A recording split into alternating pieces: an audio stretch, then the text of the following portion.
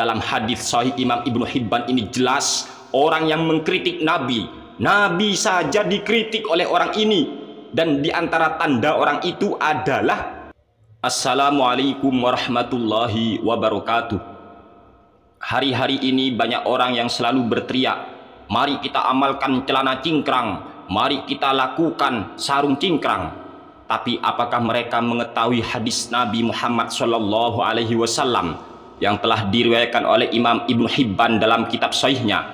Akhbarana Abu Ya'la, haddatsana Abu Khaythamah, haddatsana Jarir an Umarah bin al-Qa'qa' an Abdirrahman bin Abi Nu'min an Abi Sa'id al-Khudri qala ba'atha Aliun ila Rasulillahi sallallahu alaihi wasallam minal Yamani bidhahabin fi adamin faqasamaha Rasulullahi sallallahu alaihi wasallam baina Zaidil Khayli wal Aqra' bin Habis wa Uyainah bin Hisnin wa Alqamah bin Ulathah faqala unasun minal muhajirin wal ansar nahnu ahaqqu bihadza fabalagha dzalika an-nabiy sallallahu alaihi wasallam fashaqqa alaihi wa qala ala ta'manuni wa ana aminu man fis sama' ya'tini khabaru man fis sama'i sabahan wa masa'an faqama ilaihi nati'ul ainain musyriful wajnatain nasizul wajhi kathul lihyah mahluqur ra'si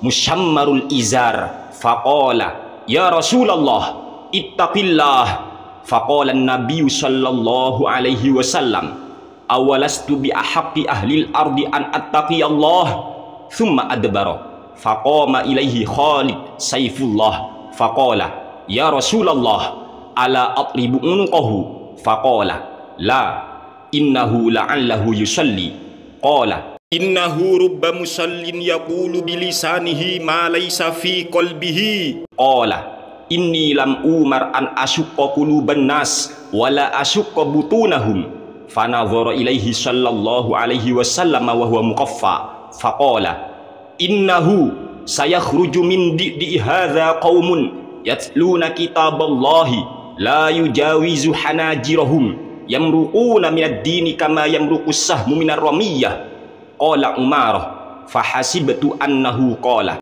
la in adraktuhum la aqtulannahum qatla Thamud. Artinya, Abu Ya'la mengabarkan kepada kami, Abu Khaythamah menceritakan kepada kami, Jarir menceritakan kepada kami dari Umarah bin al-Qa'qa', dari Abdurrahman bin Abi Nu'min, dari Abu Sa'id al-Khudri. Beliau berkata, Sayyidina Ali radhiyallahu ta'ala anhu pernah mengirim emas dalam kulit yang disamak kepada Rasulullah Shallallahu Alaihi Wasallam dari Yaman.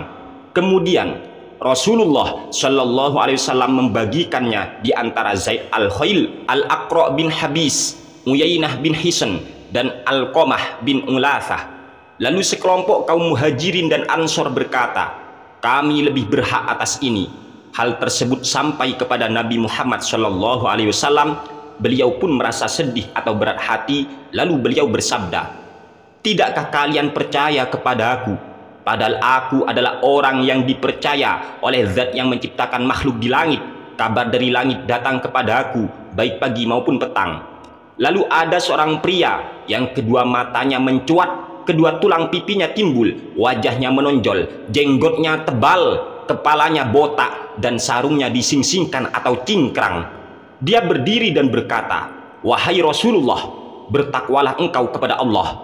Akhirnya Nabi menjawab, bukankah aku adalah penghuni bumi yang paling pantas untuk bertakwa kepada Allah? Kemudian pria itu berpaling. Saat itu juga Khalid Saifullah berdiri dan berkata, wahai Rasulullah, biar saya penggal lehernya. Rasulullah Shallallahu Alaihi Wasallam menjawab, jangan, barangkali dia masih sholat. Khalid berkata lagi, sungguh banyak sekali orang yang sholat berkata dengan lisannya tentang sesuatu yang tidak ada di dalam hatinya. Rasulullah Shallallahu Alaihi Wasallam menjawab, aku tidak diperintah untuk membelah hati manusia, dan aku juga tidak diperintah untuk membelah perut mereka.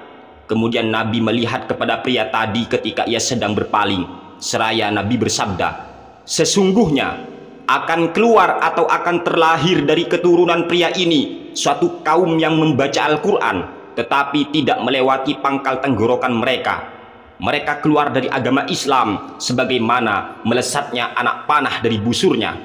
Umaroh berkata, saya mengira Nabi bersabda, seandainya aku menjumpai mereka, niscaya aku akan memerangi mereka sebagaimana memerangi kaum Tsamud. Dalam hadis Sahih Imam Ibnu Hibban ini jelas, orang yang mengkritik Nabi saja dikritik oleh orang ini, dan diantara tanda orang itu adalah kasulihyah, jenggotnya tebal, mahluku roksi, kepalanya botak, musyammarul izar, dan sarungnya disingsingkan atau cingkrang.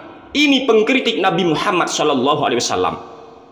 Walaupun tidak semua nanti orang yang seperti ini pengkritik Nabi, tetapi ini isyarat dari Nabi Muhammad SAW bahwa tidak dijamin orang yang jenggotnya tebal, kemudian sarungnya cingkrang, lalu dia bertakwa kepada Allah. Tidak.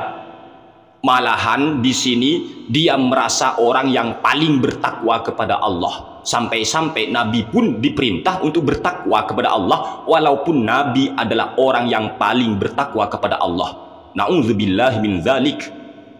Silakan kita menjadi orang suci, tetapi tolong jangan pernah merasa sok suci. Silakan kita bertakwa kepada Allah, tapi tolong jangan pernah merasa diri kita adalah orang yang paling bertakwa kepada Allah, lalu menganggap orang lain salah, menganggap orang lain ahli bid'ah, menganggap orang lain pelaku dosa dan maksiat. Na'udzubillah min dzalik. Sekian, terima kasih, semoga manfaat. Wassalamualaikum warahmatullahi wabarakatuh.